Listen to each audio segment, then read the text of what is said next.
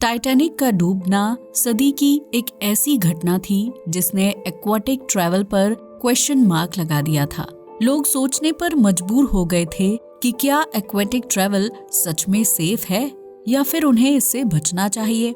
ऐसा इसलिए क्योंकि सेंचुरी का बिगेस्ट एंड सेफेस्ट शिप ही अपने पैसेंजर्स की जान ले बैठा था। मगर सोचने वाली बात है, जिस जहाज को अनसिंकेबल और सदी का सबसे बड़ा जहाज कहा जाता था, आखिर वो अपनी पहली यात्रा भी पूरी क्यों नहीं कर पाया?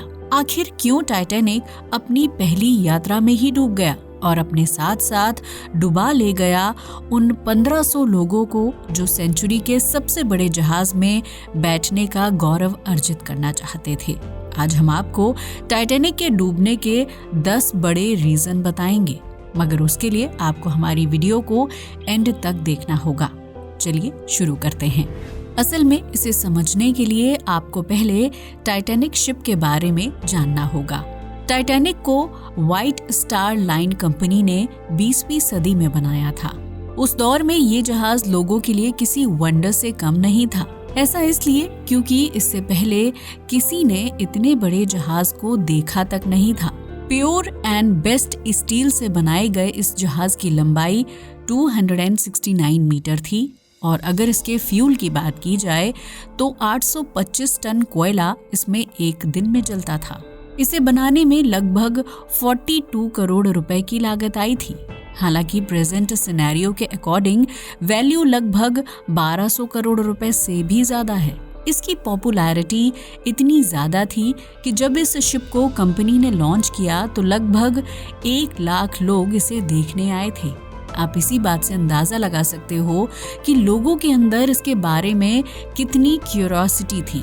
मगर इतना टाइम और पैसे खर्च करके बना ये जहाज अपनी पहली ही जर्नी में डूब गया।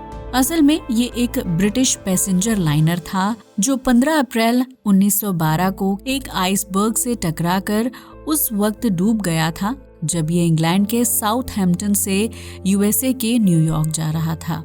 उस समय इसमें 2224 लोग थे, जिनमें से 1500 से भी ज्यादा तभी ऑन द स्पॉट मर गए थे।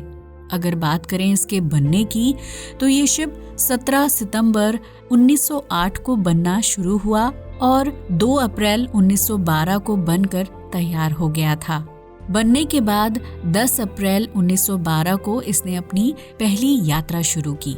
लेकिन अफसोस की बात है कि अनसिंकेबल शिप अपनी पहली ही यात्रा में डूब गया और फिर ऑफिशियली 15 अप्रैल 1912 को केवल 5 दिन में इसका कार्यकाल खत्म हो गया, जो केवल 5 दिन था। मगर सवाल अभी भी वही का वही है कि आखिर टाइटैनिक डूबा तो डूबा कैसे? चलो आज हम आपको 10 ऐसे रीजन बताएंगे जिन्हें टाइटैनिक के डूबने के लिए रिस्पॉन्सिबल माना जाता है, और अगर ये रीजन ना होते तो शायद ये कभी डूबता ही नहीं।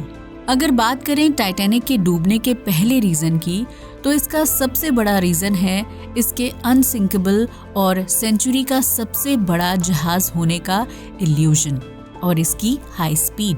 एक्चुअली में टाइटैनिक को सदी का सबसे बड़ा जहाज कहा जाता था, जिसकी वजह से इसके मेकर्स को इसके ऊपर कुछ ज्यादा ही घमंड था। असल में टाइटैनिक को इंजीनियरिंग अचीवमेंट के रूप में सराहा जाता था। सबका कहना था कि टाइटैनिक किसी चमत्कार से कम नहीं है। इनफैक्ट कुछ लोगों का तो यहाँ तक मानना था कि इसे बनाना किसी इमेजिनेशन से कम नहीं था। इसलिए इसके मेकर्स ने टाइटैनिक को लेकर इतना इल्यूजन फैलाया कि ये इसकी तबाही का रीजन बन गया। एक्चुअल में ऐसा इसलिए क्योंकि टाइटैनिक की तबाही के लिए कॉम्प्लेंसी एंड लैक ऑफ प्रिपरेशन के साथ साथ फॉल्स सेंस ऑफ इनविंसिबिलिटी भी रिस्पॉन्सिबल थी।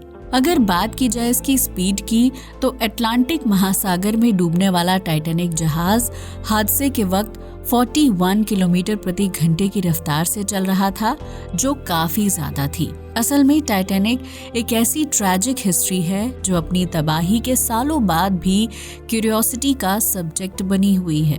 और टाइटैनिक एक ऐसा जहाज है जिसके बारे में सालों बाद भी लोगों को सुनना और जानना पसंद है, जो आज भी लोगों के बीच क्यूरियोसिटी का कारण बना हुआ है। लेकिन इसके डूबने के पीछे रिस्पॉन्सिबल कारणों में नंबर 2 पर आता है लाइफ बोट की कमी।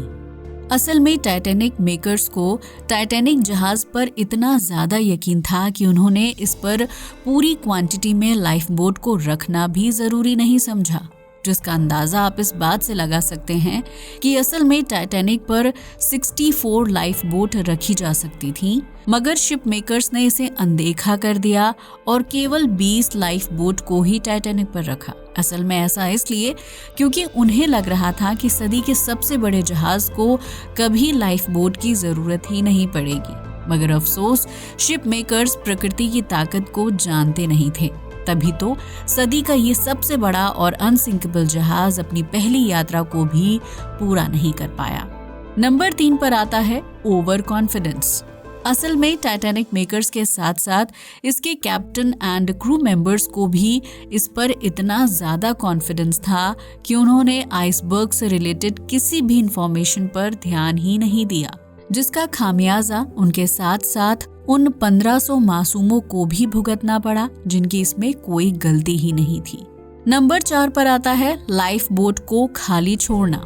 जैसा कि हमने अभी आपको बताया कि टाइटैनिक पर लाइफ बोट को बहुत ही कम मात्रा में रखा गया था, मगर अफसोस जितनी भी बोट वहां थी, जल्दीबाजी की वजह से उन्हें भी पूरा नहीं भरा गया और कुछ गिने चुने लोग ही लाइफ बोट में बैठकर निकल गए, जिसकी वजह से बहुत सारे लोगों को मौत का सामना करना पड़ा। ऐसा इसलिए क्योंकि अगर इन 20 लाइफ बोट में भी तरीके से लोगों को बिठा कर निकाला जाता तो शायद कुछ और जान बच सकती थी। नंबर 5 पर आता है चेतावनी को ना मानना। असल में जब टाइटैनिक का एक्सीडेंट हुआ तो इससे पहले ही शिप के कैप्टन को इस आइसबर्ग के आने की चेतावनी मिल चुकी थी, मगर अफसोस इस जहाज के कैप्टन और बाकी के मेंबर्स ने इसे भी नजरअंदाज कर दिया। ये बस अपनी धुन में चलते गए और जाकर आइसबर्ग से टकरा गए। ये तो वही बात हो गई कि आ बैल मुझे मार। अब आइसबर्ग क्या करता जब टाइटैनिक ही टकराने को तैयार बैठा था? बस फिर क्या था, आइसबर्ग ने एकदम से इस शिप को 2 पार्ट्स में तोड़कर डुबा डाला। नंबर 6 पर आता है टेलीस्कोप की कमी। ऐसा कहा जाता है कि टाइटैनिक के डूबने में एक रीजन ये भी है कि क्रू मेंबर्स के पास कोई दूरबीन ही नहीं थी। हालांकि ऐसा नहीं है कि शिप में ही दूरबीन नहीं थी। असल में शिप में तो टेलीस्कोप था, मगर एक्चुअल में बताया जाता है कि जिस लॉकर में दूरबीन को रखा गया था उसकी चाबी कहीं खो गई थी। नहीं तो दूरबीन की हेल्प से शायद पहले ही आइसबर्ग को देखा जा सकता था। अगर ऐसा होता तो शायद कैप्टन एंड क्रू मेंबर्स जहाज को मोड़कर दूसरी ओर जा सकते थे, जिससे आइसबर्ग जहाज से ना टकराता। नंबर 7 पर आता है आइसबर्ग को ना देखना। टाइटैनिक एक्सपर्ट्स का कहना है कि आइसबर्ग के टाइटैनिक के सामने आने से पहले ऑफिसर्स ने इंजन को रिवर्स चलाने का ऑर्डर दिया था, लेकिन इस आइसबर्ग से बचने के लिए ये टाइम काफी नहीं था। हालांकि अगर 30 सेकंड पहले आइसबर्ग दिख जाता तो शायद टाइटैनिक डूबने से बच जाता। नंबर 8 पर आता है ब्लू बैंड हासिल करने की जल्दी। असल में टाइटैनिक के डूबने के लिए कहीं न कहीं ब्लू बैंड को हासिल करने की होड़ भी रिस्पॉन्सिबल है। अब आप सोच रहे होंगे कि आखिर ये ब्लू बैंड होता क्या है, तो हम आपको बताते चलें। 1839 में ब्लू बैंड की शुरुआत की गई थी। एक्चुअल में ये एक तरह का सम्मान होता था जो अटलांटिक महासागर को सबसे जल्दी पार करने वाले जहाज को मिलता था, मगर हम आपको बताते चलें टाइटैनिक को इस सम्मान का सबसे जोरदार दावेदार माना जा रहा था। तभी तो टाइटैनिक के ऑफिसर्स इसे जल्दी से जल्दी अटलांटिक के पार पहुंचाना चाहते थे, मगर उनकी ये जल्दी 1500 लोगों की मौत का रीजन बन गई। असल में हम ऐसा इसलिए कह रहे हैं क्योंकि इस हादसे से जो लोग बचकर आए थे उनका कहना था कि जहाज के कप्तान को जहाज के रास्ते में हिमखंड होने की सूचना पहले ही मिल गई थी, लेकिन इस सूचना के बावजूद उन्होंने जहाज की गति को धीमा नहीं किया। ऐसा इसलिए क्योंकि वो अटलांटिक महासागर को सबसे तेज गति से पार करने के लक्ष्य को हासिल करना चाहते थे, और ये लक्ष्य ही टाइटैनिक की तबाही का रीजन बन गया।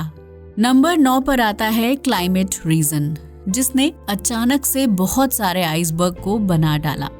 एक्चुअल में रिचर्ड नोटिस नाम के एक ओशनोग्राफर का कहना था कि गल्फ स्ट्रीम में सामान्य से ज्यादा गर्म पानी के कारण उत्तरी अटलांटिक में मौसम की स्थिति एकदम से बदल गई थी, जिसने लैब्राडोर करंट और गल्फ स्ट्रीम की वजह से बने आइसबर्ग को टाइटैनिक की ओर मोड़ दिया था और फिर अचानक से एक बड़ा सा आइसबर्ग जाकर टाइटैनिक से टकरा गया और ये हादसा हो गया। नंबर 10 पर आता है स्टीयर्समैन के द्वारा गलत मोड़ ले लेना। असल में 2010 में लुइस पैटन ने एक दावा किया था। इसके अकॉर्डिंग स्टीयर्समैन ने टाइटैनिक को गलत मोड़ लिया था। अगर बात करें लुइस पैटन की, तो उनके दादाजी टाइटैनिक ट्रेजेडी से बचकर आने वालों में से एक थे और उन्होंने ही लुइस पैटन को ये कहानी बताई थी। असल में इनके दादा सबसे बुजुर्ग जहाज अधिकारी थे और उनका कहना था कि हिमखंड को देखने के बाद असल में कैप्टन ने बोर्ड को स्विच करने के लिए ऑर्डर जारी किया था, मगर इस ऑर्डर को गलत वे में लिया गया। असल में इस ऑर्डर के अकॉर्डिंग जहाज को राइट टर्न करने का साइन देने के लिए बोला गया था, मगर उन्होंने जहाज के टिलर को राइट घुमा दिया, जिससे जहाज लेफ्ट की तरफ मुड़ गया। हालांकि अधिकारी को अपनी गलती तुरंत पता चल गई थी, लेकिन इतनी जल्दी नहीं कि टक्कर को टाला जा सके। इस तरह एक गलती 1500 से ज्यादा लोगों की जान के लिए भारी पड़ गई। इसके साथ साथ ये भी कहा जाता है कि टाइटैनिक की आयरन रिवेट्स बहुत ही ज्यादा कमजोर थी। असल में टाइटैनिक एक्सपर्ट्स का कहना है कि टाइटैनिक भले ही सदी का सबसे बड़ा जहाज था, मगर इसकी रिवेट्स बहुत ही ज्यादा कमजोर थी। ये इसलिए कहा जा रहा है कि अगर इसमें और थोड़ी मजबूत रिवेट्स का उपयोग किया गया होता तो शायद ये जहाज इतनी तेजी से ना डूबता।